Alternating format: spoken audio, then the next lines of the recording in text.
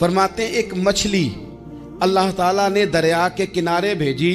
फरमाते हैं वो थी तो मछली पर पहाड़ जितनी थी। बुखारी में लफ्ज हैं, हजरत जाबिर इब्ने अब्दुल्लाह रज़ी अल्लाह ताला अन्हु फरमाते हैं 300 आदमी 18 दिन तक उस मछली को खाते रहे, मछली खत्म ही नहीं हुई। मछलियां नहीं, मछली। कहते हैं 18 दिन 300 बंदा खाता रहा, मछली खत्म ही नहीं हुई। और फरमाते हैं कि उसकी हड्डी निकाल के, कांटा कहेंगे आप अपनी जुबान में, कहते हैं वो निकाल के ना तो उसको खड़ा किया ना जब, तो ऊंट कजावे समेत उसके बीच से गुजर जाता था। 2 उसके कांटे जोड़े। फरमाते हैं वो उसका गोश्त हम खाते थे और उसकी चर्बी बतौर तेल के हम जिस्मों पे मलते थे। बीमारों को उससे सुकून आता था, तंदुरुस्ती शिफा होती थी। फरमाते हैं हम खाया भी हमने और कुछ लेके हम मदीने भी गए, और कुर्बान जाए नबी पाक ने भी उसमें से खाया। हमने अर्ज की हुजूर ये मुअम्मा क्या है, ये माजरा क्या है? तो महबूब ने फरमाया तुम्हारे पास गिज़ा नहीं थी, रब ने तुम्हारे लिए बंदोबस्त किया है, अल्लाह ने तुम्हें दिया है। मकान शुरू कर लिया, एक साहब ने वो मकान बनाने लगे, आप वो हिसाब लगा रहे हैं। कहते हैं मेरे पास इतने पैसे हैं, इतने मैंने फलाने दोस्त से कहना है उसने दे देने, इतने फलाने रिश्तेदार से कहना है उसने दे देने, इतने फलाने से कहना है उसने दे देने। ये सारी कापी बना के मकान शुरू कर लिया। जो रोज़ कहता था ना कोई हुक्म होया ते दसी, सबसे पहले उसको कहा मियाँ पैसे चाहिए। वो कहता हो कल ही मुंडा टोरिया, कदे तू परसों 10 दाते लब जाने सन। मैं आपको अपने तजर्बे की बात बता रहा हूँ। जिन लोगों का ख्याल होता है ना कि आप स्टार्ट करें फलाना काम, हम आपके साथ हैं, अल्लाह का ही कोई निज़ाम है, वो बिल्कुल भी नहीं साथ होते। लेकिन ऐसा नहीं है कि कोई साथ नहीं होता। अल्लाह ताला बड़े असबाब पैदा करता है, वहाँ से देता है जहाँ से गुमान भी। हमारा ये ज़हन बन जाता है, हम सारी अपने हिसाब से चलते हैं, इतने रिश्तेदारों से, इतने, कौन आपके साथ चलेगा? सवाल ही नहीं पैदा होता।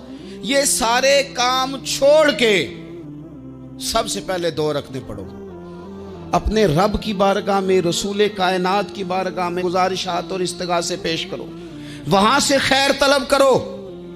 दुनियादार क्या देंगे, क्या दे सकते हैं, क्या हैसियत होती है किसी? अल्लाह कहता है वहां से दूंगा। तो जो अल्लाह माल दे वो लेना चाहिए कि रिश्तेदारों का माल देखना चाहिए?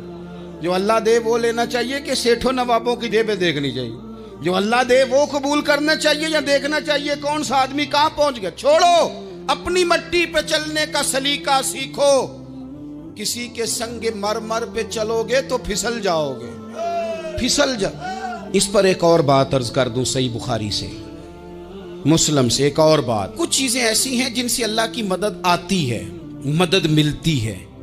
एक चीज उनमें से ऐसी है जिससे बहुत मदद नाज़िल होती है। वो है कि जब रब आपको दे ना तो फिर आप भी उसके रास्ते में दें, फिर मदद आती है, फिर और आता है। बुखारी मुस्लिम में हदीस है, ये ज्यादा ही तवज्जो तलब अमर है, इस पर आप गौर करेंगे।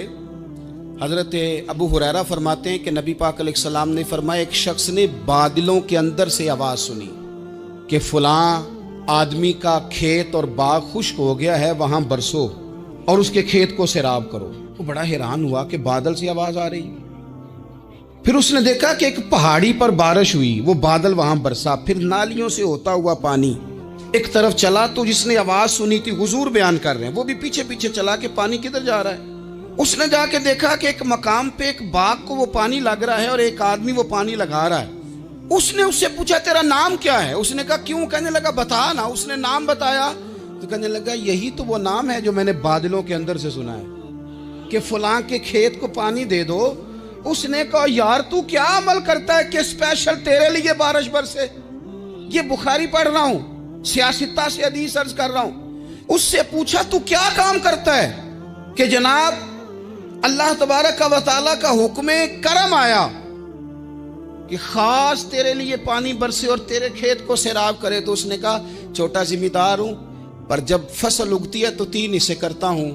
एक हिस्सा अपने बाल बच्चों पे, बहन भाइयों पे खर्च करता हूं, एक हिस्सा पूरा, और एक हिस्सा दोबारा काश्तकारी पे लगाता हूं, और तीसरा हिस्सा खालिस मैंने मिस्कीनों, यतीमों और गरीबों के लिए रखा हुआ है। वो जो तीसरा हिस्सा, अल्लाह करे आप समझे, वो रब के बंदों पे तीसरा हिस्सा खर्च करता है ना, तो करीम मालिक ने फरमाया जहां से गरीब का हिस्सा जाता है वो खेत खुश्क नहीं रहना चाहिए, वो जहां से मिस्कीन रोटी खाते हैं वो खुश्क ना रहे, जहां से यतीमों को कुछ आता है कहीं उसकी फसल रह ना जाए। मैं और आप भी अगर अपने माल में मिस्कीनों, यतीमों, गरीबों के हिस्से रख लेंगे तो फसलें खुश्क नहीं रहेंगी, उनके अंदर ताजगी आएगी, नूर आएगा, करम आएगा, खास कर खुदा की रहमत बरसेगी। मदद अल्लाह से चाहें, अपनी तवज्जुहात का मरकज रब रसूल की जात को बनाएं, फिर आप महसूस करेंगे कि बड़ी जल्दी अल्लाह ताला की मदद आने लगी है। कभी आप सिर्फ कह देना मेरा रब मेरे साथ है, इस लफ्ज में इतनी ताकत है कि दुश्मन वैसे ज़ेर हो जाता है। जिंदगी में किसी से भी लड़ाई हो अच्छी तरह सोच लें कि अल्लाह उस तरफ है या इस तरफ है। अगर आप ज्यादती पे हैं तो फिर